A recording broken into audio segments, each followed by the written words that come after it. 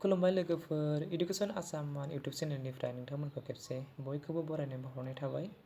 आसा खालामो नोंथांमोना गासैबो मोजाङै दं। स' लोगोफोर नोंथांमोननि सेराव आं दिनैबो मोनसे गोदान भिडिअ लानानै फैलायबाय लोगोफोर। स' नोंथांमोना भिडिअखौ स्किप खालामालासेनो जोबजासिम नायलांबानो जाबाय। बेयाव दं माखासे मोस्ट इम्परटेन्ट कुइसन एन्सार आरो माखासे मोस्ट रिपिटेड कमन एन्सार कुइसनफोरखौ लानानैसो दिनैनि बे भिडिअखौबो लाबोबाय लोगोफोर। स' नोंथांमोना जोबजासिम मोजां नायलांबानो जाबाय। आरो लोगोसे नोंथांमोना भिडिअखौ मोजां मोनोबा लाइक कमेन्ट आरो शेयार खालामना होबानो जाबाय। स' लोगोफोर फैदो बिदिब्ला भिडिअखौ स्टार्ट खालामनोसै। दिनैनि फार्स्ट कुइसनाव दङ नायनि जोङो। कुइसन नाम्बार 1 दं जोंहा The Kamakya temple was rebuilt by which one of the following Koch king?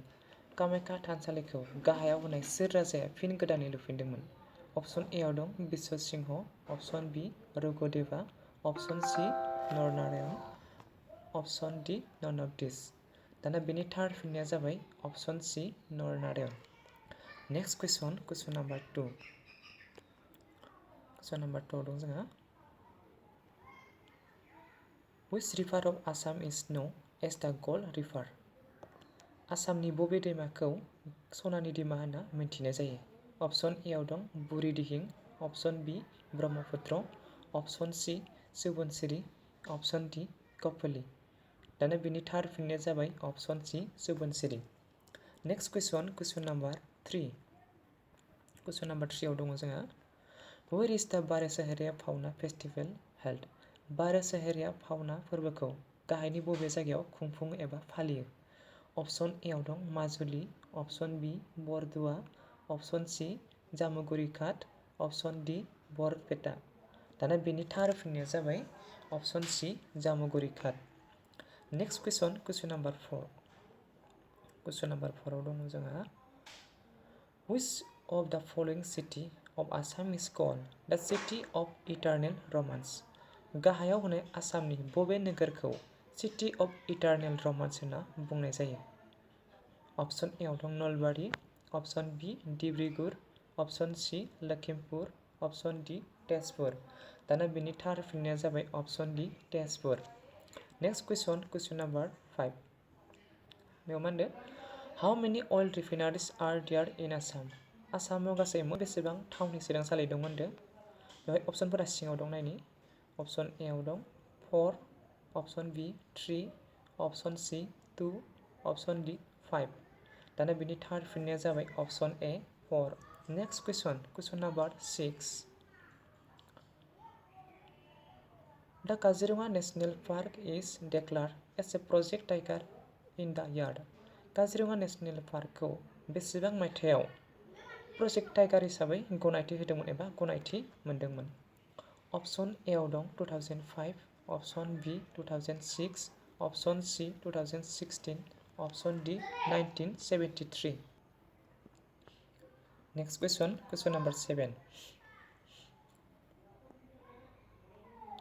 Which of the following protected area in Assam is known for golden langur? गाहायाव होनाय आसामनि बबे ओनसोलाव सनालि मोख्रा मोनो होनना मिन्थिनाय जायो? ऑप्शन ए आव दं Nameri wildlife sanctuary, option B आव दं Pobitora wildlife sanctuary, option C Chakrashila wildlife sanctuary, option D Garampani wildlife sanctuary. दाना बिनि थार्ड फिननाया जाबाय option C Chakrashila wildlife sanctuary. Next question number 8। Question number 8 आव दं जोंहा Which of the following area in Assam is known for feral horse? गाहायाव होनाय आसामनि बबे ओनसोलाव हाग्रानि गराय मोनो होनना मिन्थिनाय जायो? ऑप्शन ए आव दं Nameri national park, option B Pobitora wildlife sanctuary, option C Garampani wildlife sanctuary, option D Dibrugarh national park. दाना बेनि थार्ड फिननाया जाबाय option D Dibrugarh national park. Next question number 9।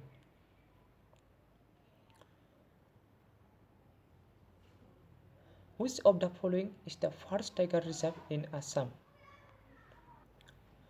गाहायाव होनाय आसामनि बबे गिबिसिन टाइगार रिजार्भ? ऑप्शन ए आव दं Kaziranga tiger reserve, option B Manas tiger reserve, option C Orang tiger reserve आरो option D Nameri tiger reserve. दाना बिनि थार्ड फिननाया जाबाय option B Manas tiger reserve.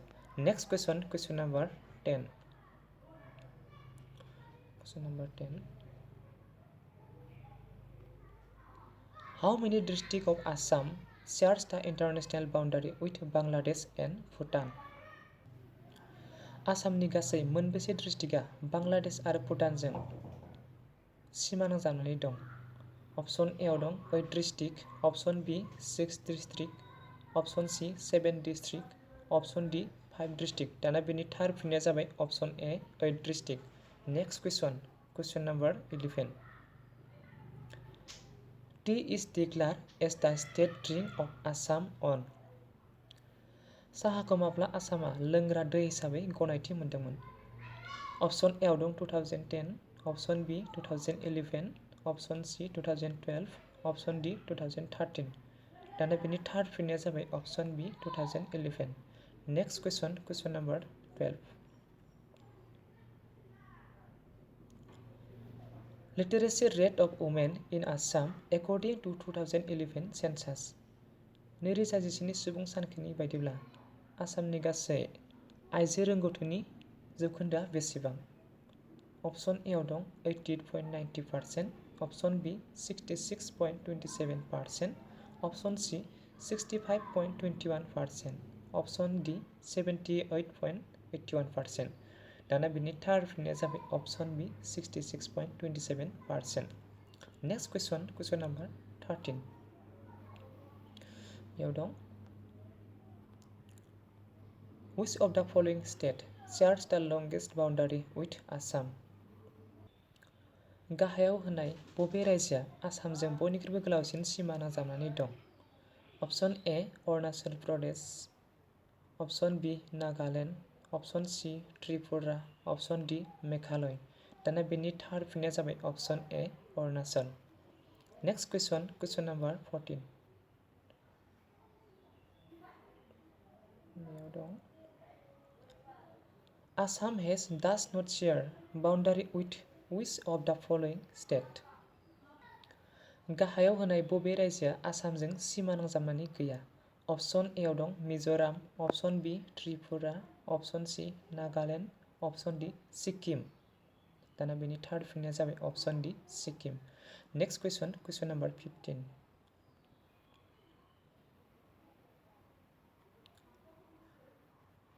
Which of the following districts of Assam has the largest area? गाहायाव होनाय आसामनि बबे डिस्ट्रिक्टआ बयनिख्रुइ देरसिन ओनसोल दं? Option A Nagaon, option B Goalpara, option C Karbi Anglong, option D Kokrajhar. दाना बेनि थार्ड फिननाया जाबाय option C Karbi Anglong. Next question number 16। Which language is spoken by the people of Lakshadweep? लाक्षाद्वीपनि सुबुंफोरा बबे रावखौ रायज्लायो? दानिया जोंनि ऑप्शन ए आव दं Malayalam, option B Tamil, option C Kannada, option D Telugu. दाना बिनि थार्ड फिननाया जाबाय option A Malayalam. Next question number 17।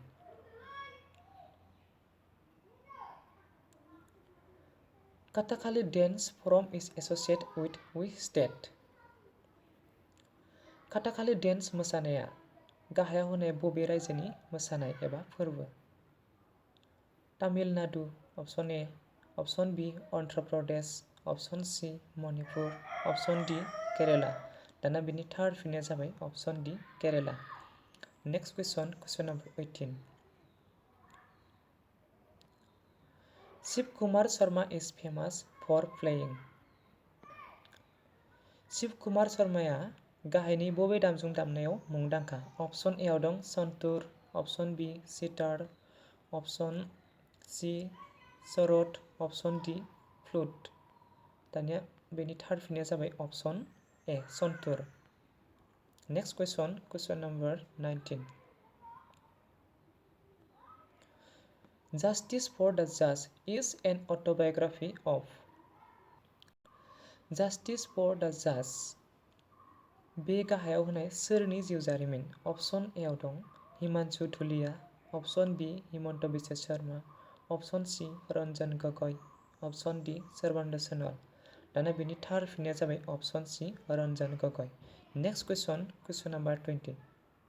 बेनो जाबाय दिनैनि लास्ट कुइसन एबा जोबथि कुइसन। दाना बेयाव दं नायनि Who got the Sahitya Academy Award 2021 for her novel ইয়াত এখন অৰণ্য আছিল? সাহিত্য একাডেমী এৱাৰ্ড 2021 नि ইয়াত এখন অৰণ্য আছিল बान्थाखौ गाहायनि सोरनो होनाय जादोंमोन एबा सोर मोनदोंमोन? अपसन ए आव दं नीलमणि फुकन, अपसन बी होमेन बरग'हाइ, अपसन सी अनुराधा शर्मा पुजारी, अपसन डी आनन्द चन्द्र बरुवा। दाना बेनि थार फिननाया जाबाय अपसन सी अनुराधा शर्मा पुजारी। स' लोगोफोर दिनैनि भिडिअखौ बेखिनियावनो दोनथ'बाय। लोगो मोनफिनगोन गुबुन मोनसे नेक्स्ट गोदान भिडिअआव। स' दिनै बेखिनियावनो दोनथ'बाय लोगोफोर।